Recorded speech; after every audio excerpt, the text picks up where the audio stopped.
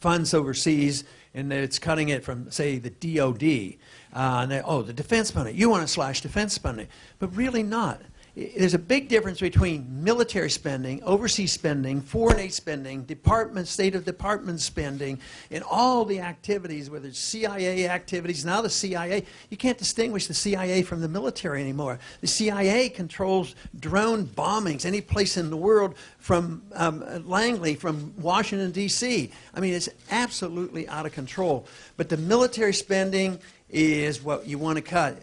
And you actually can have a better defense from this, because we're just looking for trouble when we have this military spending, occupying countries, telling other people what to do and how they have to run their country, and threatening everybody, and no spot, they admit it, there's no spot on the earth that is safe, because we can hit any single spot and any particular individual. So there's a big difference between the two.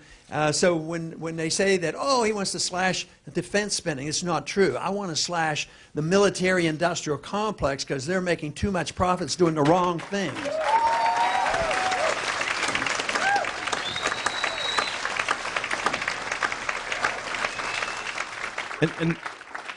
And then just recently, the jobs numbers came out, and there was some good news for the jobs numbers. Are we out of the woods? Has the economy started to recover, and we're all in good shape? Well, that's wished we were, but no, I don't think we are. I think we're in the midst of a financial crisis and a correction that is the biggest in anybody's lifetime in this room. And unless somebody lived through the total depression through the 30s, that was pretty bad. But we're on the verge of this being much worse. Because the financial bubble is understandable if you understand monetary policy and the Federal Reserve. The bubbles come, the depression, recessions come inevitably.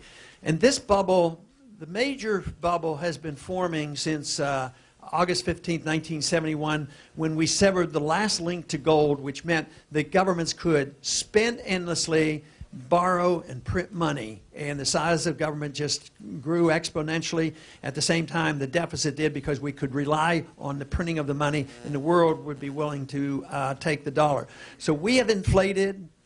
We had our best export, which are dollars. So we buy goods from overseas at a cheap rate. Now we're indebted to the world. We owe $3 trillion to overseas. At the same time, jobs are really gone. The 200,000 jobs is nothing compared to what's really going on. This notion that 8.5% of the people are unemployed, it's fictitious. Because even if you look at the Bureau of Labor Statistics, they will admit that if you count the people that are partially employed, it's like 17, 18%. And if you conclude everybody, the people who have dropped out of the workforce, or the people who are working 2 days part-time, unemployment's over 20%. And that's why the people feel a lot worse than the government wants us to feel by propping up these statistics. They also tell us, you know, that there's no inflation. Prices are going up at 2%. All you have to do is be on a fixed income or receiving Social Security. Your standard of living is going down because the dollar is shrinking in value. So there's nothing, I mean, everybody's glad to see some activity, but this is very temporary. This problem is a worldwide. As even like the problem with China that we have right now. We exported a lot of dollars to China. We got a lot of goods in, but China inflated their currency too, so they have a bubble. So when this comes down, Europe is collapsing right now. And yet all Bernanke can do, and all our Secretary of the Treasury can do, Geithner, all they can do is go over and we'll bail you out. We'll take care of it. The American people won't figure it out until it's over, but we can bail you out with just printing dollars, and we're going to buy up the bad debt. They did that, you know, after the collapse in 2008. Yes, there were a lot of problems, but the people who had ripped this off and made all that money, they should have gone bankrupt, and not you getting stuck with the bill.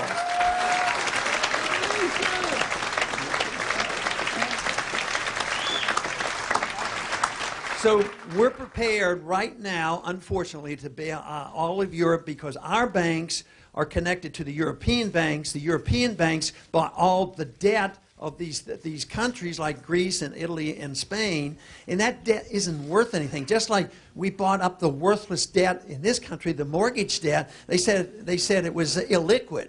Nobody would buy it. Well, it was illiquid because it wasn't worth anything, but the Fed bought it and the Treasury bought it, and that is major. So I wish that we had turned around, but you cannot turn an economy around until you eradicate this debt overhang. Because right now, we're like an individual who has borrowed too much money, they still have a job, but all their income is being used to pay the interest on the debt. And they can't get ahead, and they keep borrowing for time. They kept getting more credit cards and credit cards.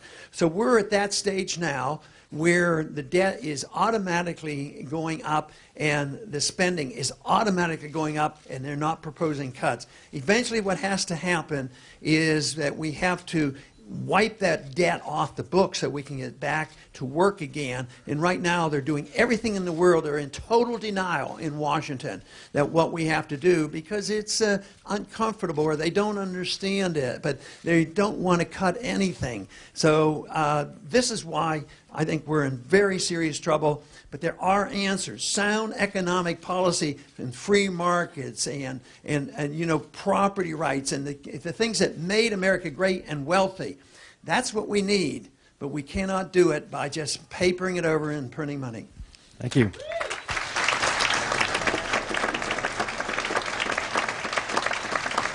So we're going to open it up now to questions from the audience. What I would really, really appreciate, we're 2 days away from the primary. Dr. Paul is surging above 20% now.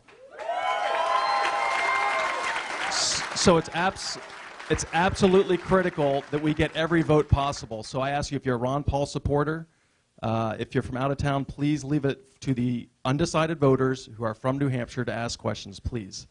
Okay, and there should be some people going around to the audience with microphones to ask questions.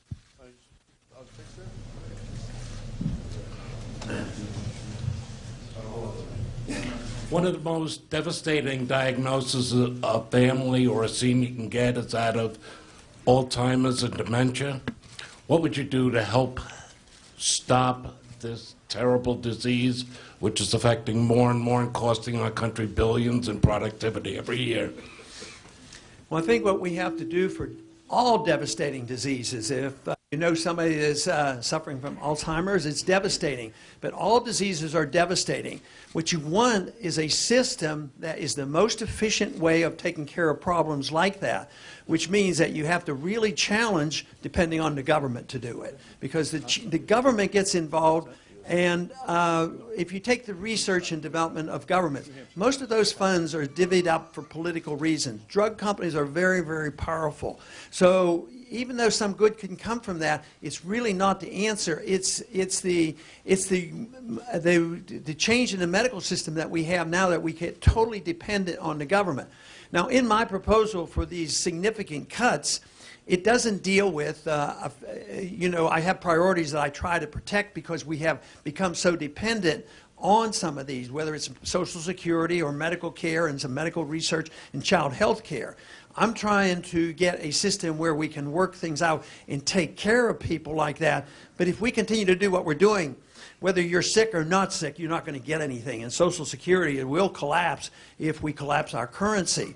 So whether it's Alzheimer or cancer or whatever, the most efficient way to solve those problems is not through dependency on government, because all those funds are allotted for political reasons, and they're not necessarily the most efficient. To assume if the government doesn't do it, it won't happen is a false assumption, because if the government's out of our way and we became prosperous again instead of a shrinking middle class, there will be more funds. Even in spite of all this, there are some very wealthy people in this country who do put a lot of money into research. There'd be hundreds, if not thousands, of more people who would have these funds available. If we would have stuck with this, you know, hospitals that were run by churches and others, we wouldn't be facing this crisis. Even in the midst of all these problems that we have, even today in Galveston, Texas, we have a hospital that takes care of burn patients and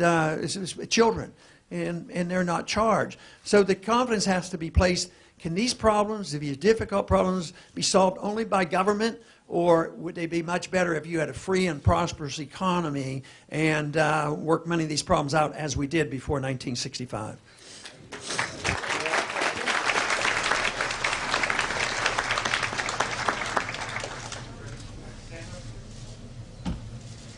Nice to meet Congressman. Our question is, with abolishing 5 departments, how would you replace them, especially the Department of Education? How? Do I? Okay. Oh, okay. She talked about the 5 departments that I want to get rid of. What would we do to replace those responsibilities that these 5 departments have? Well, for the most part, I wouldn't want to replace them because I don't think we need a Department of Education. What I want to do is go back to the assumption that it's not the federal government's proper authority or ability to tell your parents how to educate you. That should be the parents' responsibility.